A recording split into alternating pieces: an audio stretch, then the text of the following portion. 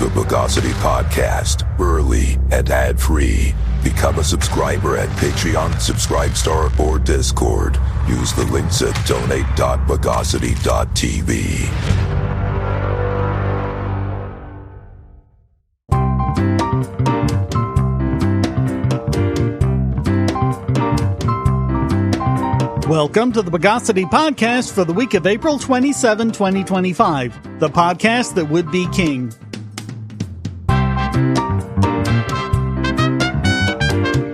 This is your host, Shane Killian. Let's resize the news of the bogus. Well, I thought I was through covering the case of Kilmar Abrego Garcia, given that I had completely toasted every single bogus claim the news media and so many on the socials claimed about him. Turns out there's one more, and it's huge. Some of you weren't convinced that the withholding of removal was mooted due to the dissolution of the 18th Street Gang and the later designation of MS-13 as a foreign terrorist organization. Okay, that's fine. You don't have to agree with me. But a new fact has come out that just might change your mind this time. Just as a reminder, Abrego Garcia was detained as an illegal alien and deported to El Salvador.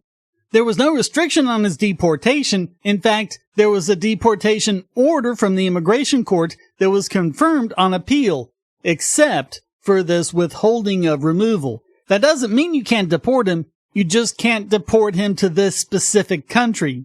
So there's been all the screeching that this order meant that he couldn't be deported to his home country of El Salvador, and that's because of a point that literally everyone missed.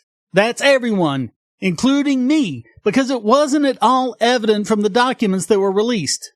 See, none of them had the actual order from the judge regarding the formal withholding of removal order. Everyone reported that it said he couldn't be deported to El Salvador, apparently because that's just what they'd assumed. Except, turns out, that's not what the order said at all. The final deportation order issued by Immigration Judge David M. Jones in 2019 said he couldn't be deported to Guatemala, not El Salvador. The Tennessee Star dug up the order, which is the final order so long as a petition to appeal to the circuit court outside of the immigration court wasn't filed within 30 days, which it wasn't. That's one more bit of due process Abrego Garcia was allowed. He just didn't take them up on it.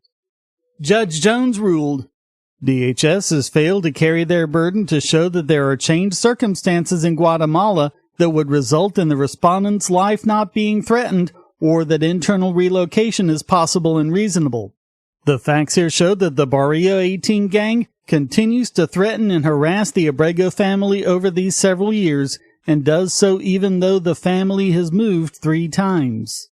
And they were living in Guatemala at the time. That was the location of the threat. Quote, at present, even though the family has now shut down the pupusa business, Barrio 18 continues to harass and threaten the respondent's 2 sisters and parents in Guatemala. Additionally, they have targeted a brother-in-law who now lives with the family. As for his birth country, quote, here, the respondent has not shown that it is more likely than not that he would be tortured if he were to be removed to El Salvador. The judge concluded, DHS has not shown there are changed circumstances in Guatemala that would result in the respondent's life not being threatened, or that internal relocation is possible and reasonable under the circumstances. Therefore, the respondent's application for withholding under the Act is granted. Finally, his CAT claim fails because he has not shown that he would suffer torture. Man, this has to be embarrassing to you if you're a Democratic senator who went down there for a photo op sipping margaritas with Abrego Garcia. Funnily enough, after this came out, the story seems to have vanished. The news media just isn't covering it anymore, and the screechers on the socials have found other things to get offended by. What you can't seem to find? Any retractions. I'll say it again. Do not trust the news media. Sometimes you just have to stomp some skulls. From the mind of Mr. Dapperton, a game for the ages. In a world where a race of undead furries tries to take over the world's nuclear arsenal, One man must stop them, but which man? You choose. The Orange Overlord. Oh, my ear! Bernie Slanders. Debate Dominator. My kippa's ruined! Or Joe Sleepy. Build me back. And of course, Mr. Fancy Pants himself. Forget those losers! You can get the Gold Edition and play as 4 more characters, including me, the Spooky Spaceman, along with Billionaire Brat, Professor Proof, and the easiest way to play, as Jesus himself! 7 complete different worlds with more coming all the time. Full controller support. You can even get eaten by a worm and pooped out into a furry cathedral. And don't forget that Gold Edition, where you can play the ultimate challenge, Devil's Doorstep. This gory satirical adventure pulls no punches. You know you want this game. Go to links.bogosity.tv/skullstompers and play Skull Stompers now.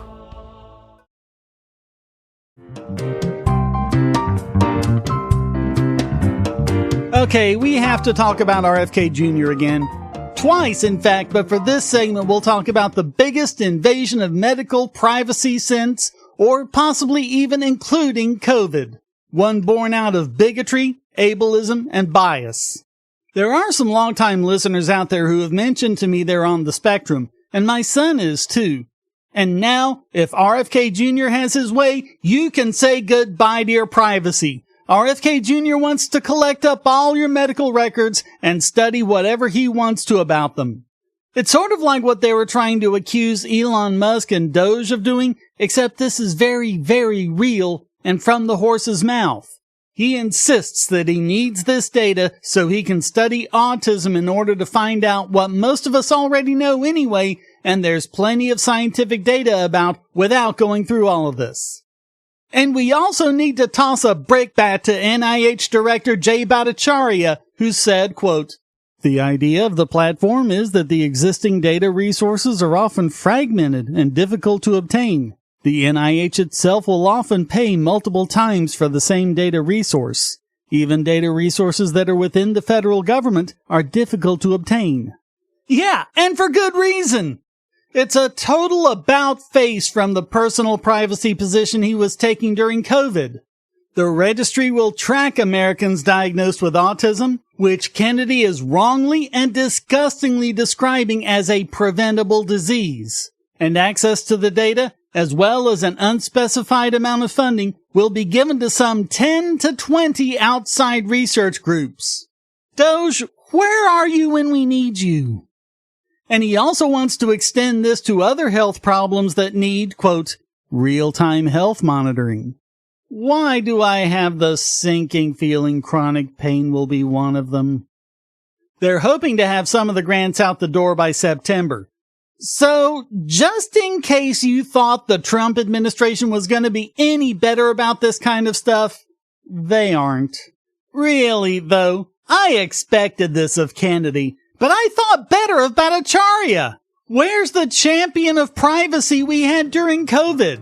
Or does that just go away when you get a position of power?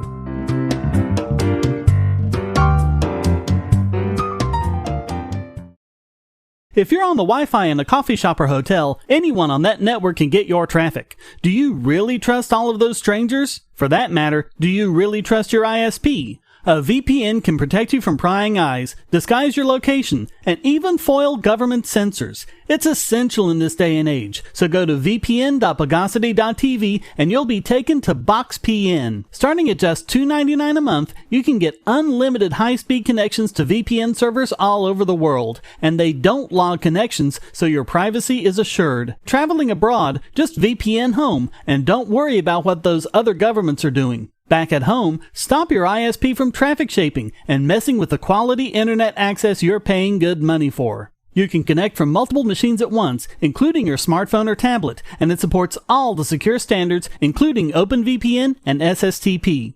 Bypass censors and surveillance with your own secure VPN connection. Go to vpn.bogosity.tv.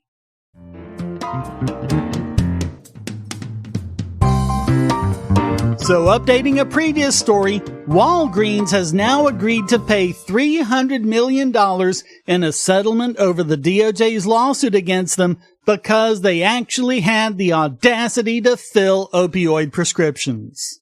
Walgreens spokesman Fraser Engerman said, quote, "We strongly disagree with the government's legal theory and admit no liability. Our pharmacists are dedicated healthcare professionals who care deeply about patient safety and continue to play a critical role in providing education and resources to help combat opioid misuse and abuse across our country." This comes just 3 years after the company agreed to pay over $5 billion to resolve thousands of lawsuits from state and local governments blaming them for the opioid epidemic. The DOJ said, quote, "The national chain pharmacy illegally filled millions of invalid prescriptions for opioids and other controlled substances in violation of the Controlled Substances Act, and then sought payment for many of those invalid prescriptions by Medicare and other federal health care programs in violation of the False Claims Act." Wait, what is an invalid prescription? If a doctor saw a patient, the doctor diagnosed the patient, and the doctor prescribed medicine to the patient, who is anyone else to say it's invalid? And then who is to say the pharmacist did a bad thing by doing their job and filling the prescription? Quote, "Walgreens pharmacists allegedly filed these prescriptions despite clear red flags indicating a high likelihood that the prescriptions were invalid because they lacked a legitimate medical purpose or were not issued in the usual course of professional practice." Yes, it's now up to the government to say what a legitimate medical purpose is. Attorney General Pam Bondi said, quote, "Pharmacies have a legal responsibility to prescribe controlled substances in a safe and professional manner, not dispense dangerous drugs just for profit. This Department of Justice is committed to ending the opioid crisis and holding bad actors accountable for their failure to protect patients from addiction." Yes, how dare they do their job and make money serving patients? So much for the Trump administration being capitalist. If you're wondering what the red flag is, longtime listeners know from our previous coverage, it's driving over 50 miles to get your prescription. That must mean you're an addict, right? First of all, a lot of people in remote areas don't have any other option. There isn't a closer pharmacy. Second, the DEA has cut production of opioids for the 5th year in a row. So you end up having to call around to all sorts of pharmacies just to see who even has your medicine to fill. And so people end up having to drive 50 miles away just to get it. Their own limitations, started by their own red flags, ended up creating further red flags. Do you see now how red flag laws work? By the way, all those mandatory cutbacks on production did nothing to stop addiction and overdoses. Because yet again, addiction is not caused by exposure. You just do not become addicted because you swallowed a pill. Not that they care. Despite the fact that 20% of American adults suffer from chronic pain and 8% suffer from high-impact chronic pain that limits their day-to-day activities, including your humble host, the NIH only allocates 2% of its budget to pain research. And given the gleeful way in which the Trump administration picked up and made hay with this Biden-era lawsuit, it doesn't seem like it's gonna get any better.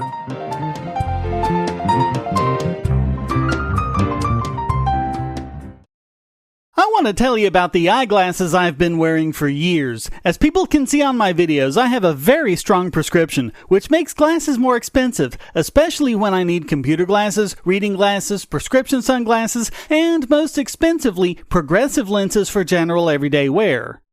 To save money while still getting quality glasses, I get them from Firmoo. In fact, I just got a pair of progressives with high-index aspherical lenses and a nice pair of frames my wife loves for just over $100. It would have been $500 to get them through my eye doctor.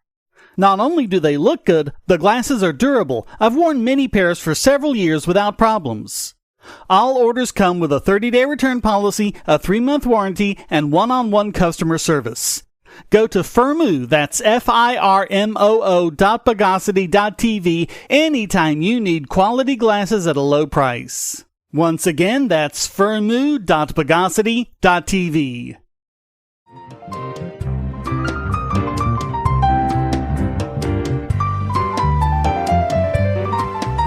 And now it's time to de-articulate this week's biggest Bogon emitter.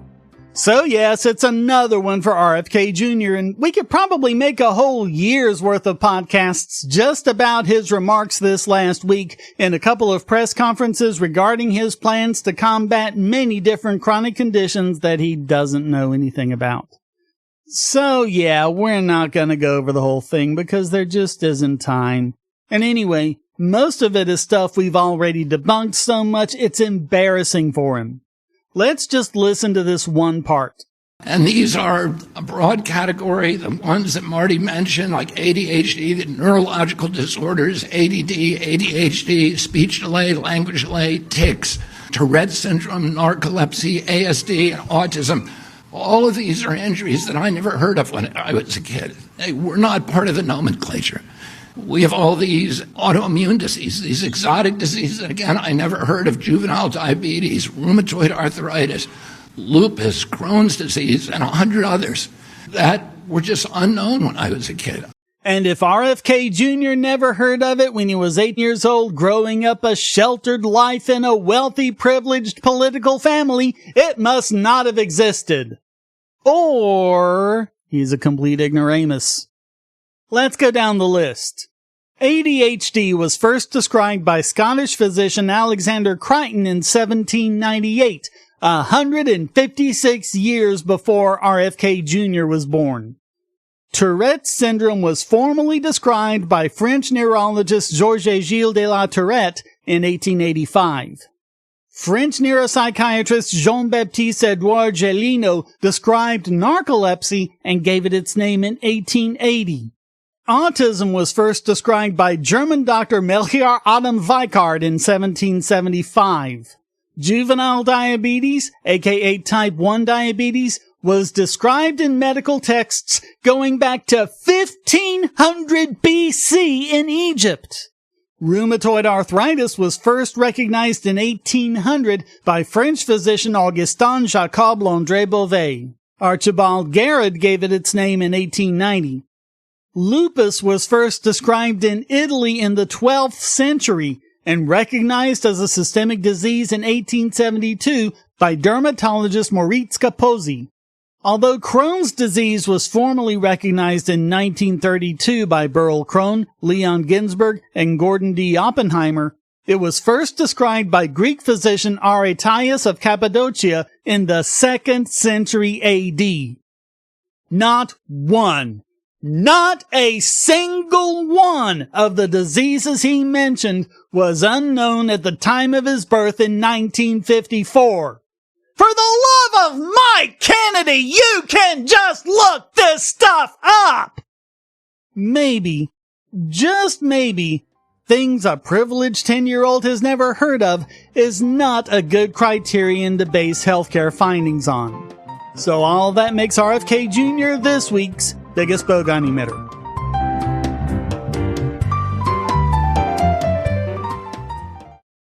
Do you have children, or nieces or nephews? Are you homeschooling, or just want to counter some of the socialist indoctrination most children get in school? If so, go to Bogosity.tv/TuttleTwins, and you'll be taken to a website where you can get some great books for elementary-aged children. The Tuttle Twins books are books about liberty and free market economics that include children's versions of Bastiat's The Law, Leonard Read's I, Pencil, and Hayek's The Road to Serfdom, as well as books about the Federal Reserve and how regulations protect business cronies. They'll learn about the harm caused by eminent domain, or regulations passed in the name of safety, and fundamental concepts of liberty. And as you can see from the sample pages on the website, they're all easy to read and nicely illustrated. They're just $9.99 a piece, or get a special discount as well as free bonuses when you purchase all 5. You can even buy in bulk to donate to schools and local libraries. So get the Tuttle Twins books at Bogosity.tv/TuttleTwins.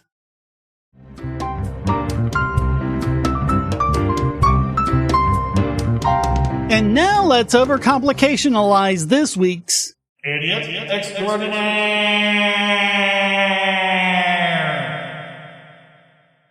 So we're going to give this one to Secretary of State Marco Rubio because his actions in particular are at the forefront of the idiocy, and we haven't done him yet anyway. This is about the disastrous effects of the Trump administration to try and get peace talks going between Ukraine and Russia, born of apparently them understanding neither the conflict nor the role the U.S. played in it. In the campaign, Trump said he could make peace in 24 hours. That didn't happen. Then Ukraine Special Envoy Keith Kellogg was going to do it in 100 days. That's coming up real soon now with no peace in sight. The first problem is, on the Russia side, Trump is offering a deal where sanctions are lifted against Russia and Crimea is recognized as a Russian territory. But why should Russia agree to that when they've had Crimea for over a decade and they're holding the rest of the territories they wanted? And on the other side, Zelensky isn't even willing to consider that much. Donald Trump posted to Truth Social, Ukrainian President Volodymyr Zelensky is boasting on the front page of the Wall Street Journal that Ukraine will not legally recognize the occupation of Crimea. There's nothing to talk about here. This statement is very harmful to the peace negotiations with Russia in that Crimea was lost years ago under the auspices of President Barack Hussein Obama and is not even a point of discussion. It's inflammatory statements like Zelensky's that makes it so difficult to settle this war. He has nothing to boast about. The situation for Ukraine is dire. He can have peace, or he can fight for another 3 years before losing the whole country. I have nothing to do with Russia, but have much to do with wanting to save, on average, 5,000 Russian and Ukrainian soldiers a week who are dying for no reason whatsoever. The statement made by Zelensky today will do nothing to prolong the killing field, and nobody wants that. We are now very close to a deal, but the man with no cards to play should now, finally, get it done. I look forward to being able to help Ukraine and Russia get out of this complete and total mess that would never have started if I were president.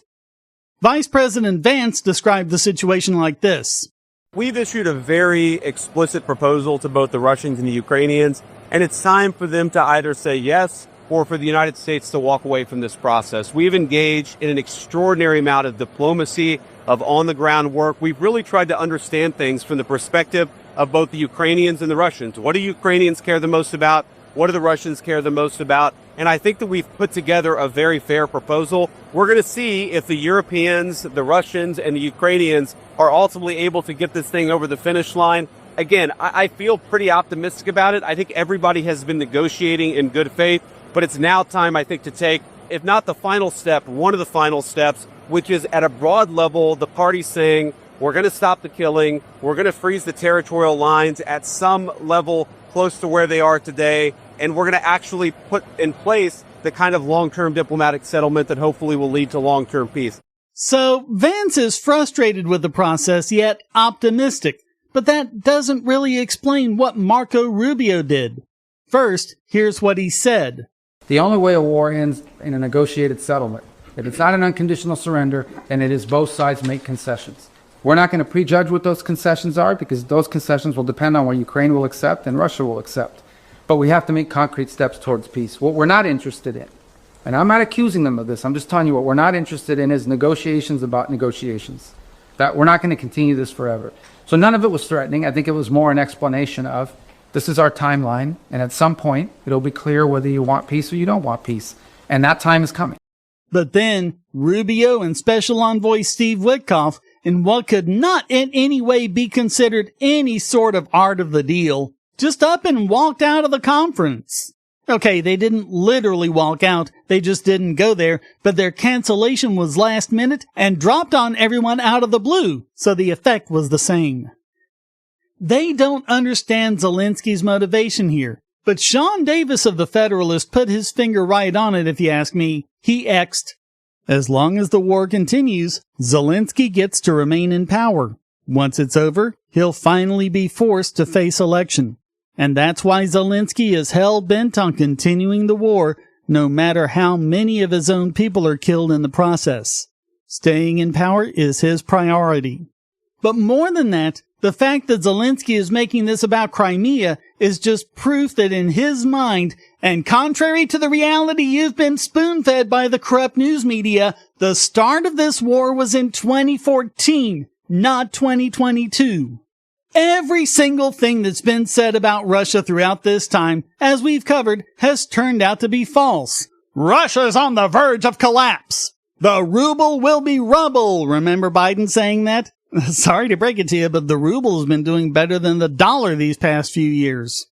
Oh, the Russian economy is in shambles. The Russians can't fight. They don't have the troops. The troops don't have the will or the morale. The Russian military equipment is old and falling apart. All of it complete and total bogosity.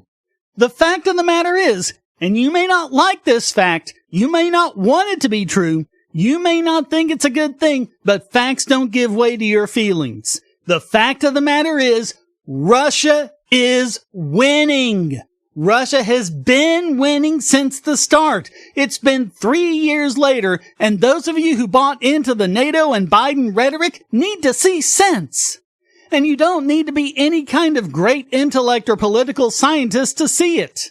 There were many on X who knew enough history to point out the problem, the thing they were all missing. For example, Shazy posted, "Oh, Marco, it's absolutely charming how you cling to your half-baked notions of strength. Let me educate you a bit. The losing side of a war will never set the terms of peace negotiations. The U.S. is very much part of the losing side of this war. So I think it's rather ridiculous how they see themselves as a mediator in this conflict, moreover in a position to set demands over the Russians, whom they have tried everything they possibly could through proxies to destroy. Enjoy your delusions while the rest of us operate in reality." There is a vital and undeniable principle, however psychopathic it might be, that was forced on the world at the end of World War II, if not World War I with the Treaty of Versailles. The Allies in World War II refused to accept Japan's conditional surrender, even though the only condition was that Hirohito remain emperor, which they allowed after the fact anyway. Because it wasn't about the concession itself. It wasn't that the Allies found the concession to be unreasonable or that they didn't want it. It was that Japan had the audacity to make a concession at all, to the point where they dropped nuclear bombs on 2 civilian populations. And the world learned that lesson loud and clear. Even when it's a concession the other side is fine with, you don't make it. You don't make it because you're the losers. And that's how the world has operated ever since. Or even before, civil war, unconditional surrender by the South, with the North taking every square inch of territory and putting the South under horrendous and unconstitutional martial law. Revolutionary War, surrender by Britain where they gave up every square inch of the 13 colonies. The only times it hasn't worked out that way is situations like the 30 Years' War, where it was clear that no side was going to gain any more territory and they were fighting for nothing. So they all agreed to just leave the borders where they were at the time. Trump and Vance and especially Rubio seem to think that's where they are with Ukraine, and that's just not the case. It's not a stalemate. The reason Putin hasn't taken any more Ukrainian territory is because he hasn't wanted to. It's important that people understand what makes this situation what it is, how it all came to be, and the extremely dominant position Russia is in. And also the fact that the United States is not a neutral party in this. Back in the Obama years and again under Biden, America was very much embroiled in this conflict, and in many ways was the main instigator of the conflict. America cannot engage in talks as a third party because it isn't a third party. Until people begin to understand all of that, there will be no hope of peace. And if you're Secretary of State, it's your job to understand that. So all of that makes Marco Rubio this week's Idiot Extraordinaire!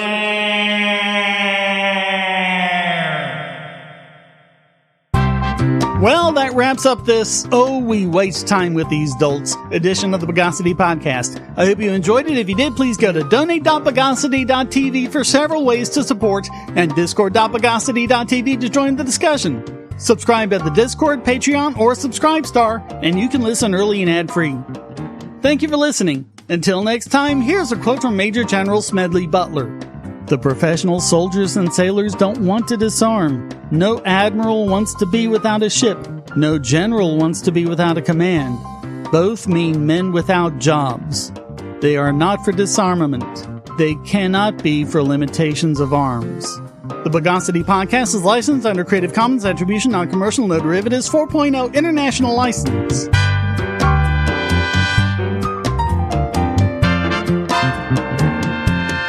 Bogosity.